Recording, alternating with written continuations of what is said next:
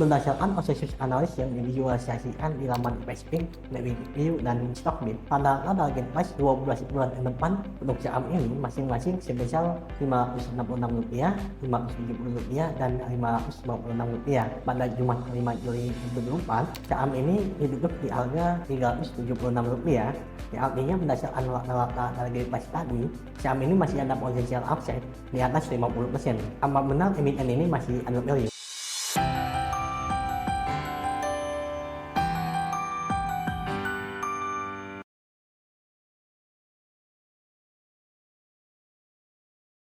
Semuanya, kembali bersama saya Tamu Wijaya di channel Preferred Investasi. Pada kesempatan ini saya akan membahas Indonesia suatu emiten properti yang memiliki potensial upside di atas 50% dan juga tadi akan coba untuk dihitung nilai wajar sahamnya. Apa benar saat ini sahamnya dihargai dengan harga yang under value dari sudut pandang fundamental dan Indonesia yang terupdate kuartal 1. Dari balance sheet-nya, emiten ini mengalami kenaikan aset secara konsisten dalam 10 tahun terakhir dengan rasio ekuitas terhadap liabilitas itu membaik ya. Jadi ekuitasnya itu meningkat cukup signifikan, tetapi liabilitasnya itu tidak terlalu meningkat secara signifikan. Tetapi dari segi rasio BBB justru dihargai oleh pasar itu dengan harga yang semakin murah. Sebelum tahun 2019 cepat dihargai dengan BBB di atas 2 kali, bahkan sampai di atas 4 kali, dan pada saat ini dihargai dengan rasio BBB 1,05 kali. Masuk laporan laba ruginya kuartal 1 2024 pendapatan naik 11% secara year-on-year dari 1,385 triliun menjadi 1,53 triliun rupiah. Dengan pendapatan berulang atau recurring naik 11% dari 1,08 triliun menjadi 1,2 triliun rupiah. Jadi emiten ini sekitar 78% pendapatannya berasal dari pendapatan yang berulang. Pasti sudah banyak yang tahu ya, emiten properti yang dimaksud dengan ciri khas yang cepat dihargai premium sebelum tahun 2019 dan pendapatan berulangnya itu berkontribusi lebih besar. Emiten yang dimaksud adalah Mawon jadi dengan oleh saham Mawon. EBITDA naik 8% secara year-on-year dan 8% berdasarkan presentasi perusahaan naik 12%. Kalau kita lihat earning per share di LPI atau di laporan keuangannya secara sekilas memang menjadi penurunan ya dari Rp12,36 menjadi Rp6,87. Yang menjadi berbeda signifikan adalah keuntungan atau kerugian kurs pada uang asing bersih dari sebelumnya untung Rp147,2 miliar berbalik menjadi rugi atau negatif Rp127,7 miliar. Belanja modal Mewon pada kuartal 1 2024 sebesar Rp323 miliar. Hal ini dilakukan untuk melanjutkan proyek konstruksi Mawon Mall Bekasi, Mawon City Mall tahap 3, serta untuk pembelian tanah di area Mawon City. Supaya dapat gambarannya, untuk segmen pendapatan dari Mawon itu terbagi menjadi 3. Yang pertama adalah segmen perkantoran, perbelanjaan, dan servis apartemen. Yang segmen ini merupakan kontribusi paling besar dalam pendapatan dari Mewon sebesar Rp941 miliar. Lalu segmen yang kedua yakni real estate dan segmen yang ketiga yakni perhotelan. Dari segmen yang pertama ini ya, belum tentu semuanya itu merupakan pendapatan recurring, karena ada juga perkantoran yang dijual. Dari pendapatan berulangnya, retail leasing ini seperti sewa minimal ya, bertumbuh 11%, sedangkan dari hotel dan apartemen itu 12% dan penyewaan hotel bertumbuh 5%. Berdasarkan sebuah artikel di media Indonesia yang dipublikasi pada bulan Mei 2024, rata-rata okupansi mall di kuartal 1 2024 mencapai 89%. Sedangkan bila dibandingkan dengan okupansi sebuah mall yang dimiliki oleh Mewon, semuanya di atas 89% atau di atas 90% ya. Kecuali Mawon City Mall di Surabaya sekitar 80%. Bahkan kota Asia Barat dan Gandaria City masing-masing mencapai angka 100% dan 98%. Dan memang sejak historis untuk kota Asia Barat ini tingkat okupansinya selalu hampir 100%.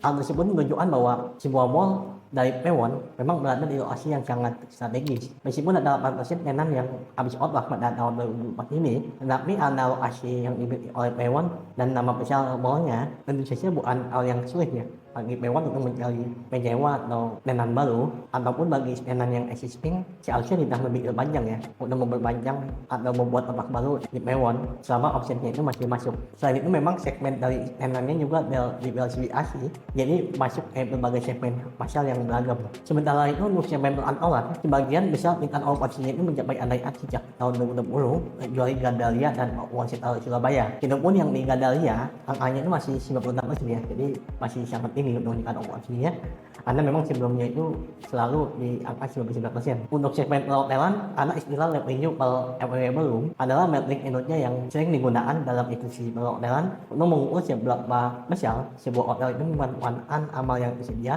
untuk menghasilkan pendapatan. Revenue belum atau yang sering diikat dengan level dihitung dengan dua cara. Yang pertama itu rate union yang dialihkan dengan rata-rata tarif harian beramal yang terisi sering dilihat dengan ADR, dan yang kedua membagi total pendapatan amal dengan jumlah amal yang tersedia. Untuk Mewan, kecuali pada komersial teknologian yang di Jakarta dan selatan Surabaya, semuanya itu mengalami kenaikan. Untuk penjualan super block atau outship, penjualan pada kuartal 1 2024 itu sebesar 340 miliar rupiah, dan angka ini kalau di setahun merupakan yang tertinggi ya sejak tahun 2019 dibandingkan dengan periode yang pada tahun lalu. Penjualan Q1 2024 itu meningkat 29,1% secara year-on-year. Angka marketing sales yang sebesar 345 miliar rupiah sebagian besar berasal dari penjualan rumah di kawasan Grand Park One dan Park One City, serta penjualan unit di Superblock Park One Bekasi. Mewan sendiri masih menargetkan pertumbuhan organik pada tiga segmen mereka hingga tahun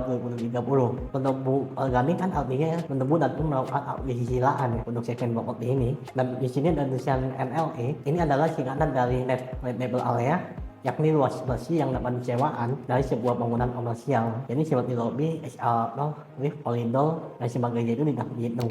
Sedangkan pertumbuhan anorganik Mewan, mereka masih ngejar ya melakukan berbagai ekspansi secara masif seperti di IAN, Malang, Batam, dan sebagainya. Yang terupdate pada 6 Juni 2024, Mewan baru saja membeli tanah tahap kedua di Semarang seluas 5,2 hektar dengan nilai pembelian itu sebesar 121,7 miliar rupiah. Dan ini merupakan tahapan lanjutan dari tahap yang sebelumnya, sehingga total Mewan di Semarang menjadi 18,2 hektar dengan total pembelian itu menjadi 424,5 miliar rupiah. Tanah ini menjadi kawasan sebuah blok seperti retail, mall, hotel, dan perkantoran. Untuk menghitung nilai wajar saham Mewan, saya menggunakan dua versi, yakni menggunakan rasio BBB dan yang kedua menggunakan rasio BI. Bila menggunakan rata BBB Mewan dalam 5 tahun terakhir yang sebesar 1,47 kali, maka dapatkan nilai wajar untuk saham Mewan menjadi sebesar Rp590. Rasio BBB di atas 1 kali memang angka yang premium ya untuk saham yang bergerak di sektor properti. Namun hal ini akan menjadi wajar apabila kita mempertimbangkan berbagai ekspansi yang masih cukup masif dilakukan oleh Mewan dengan berbagai akuisisi lahan dan juga dapat menumbuh secara organik dari lahan yang existing. Karena poin yang terutama menurut saya, pendapatan berulang dari Mewan yang berkontribusi hampir 80% dari total pendapatannya. Dan tujuannya Mewan layak dihargai dengan valuasi yang premium dibandingkan dengan beberapa atau sebagian besar emiten properti lainnya. Yang kedua, bila menggunakan BI ratio Mewan 5 tahun terakhir dan 10 tahun terakhir yang sebesar 14 kali dengan proyeksi earning per share itu Rp40 per tahun dalam 2 tahun ke depan, maka dapatkan nilai wajar untuk saham Mewan menjadi sebesar Rp590. Angka ini termasuk dalam rentang yang sama dengan konsensus analis yang disampaikan di awal video di sekitar Rp550 hingga Rp570.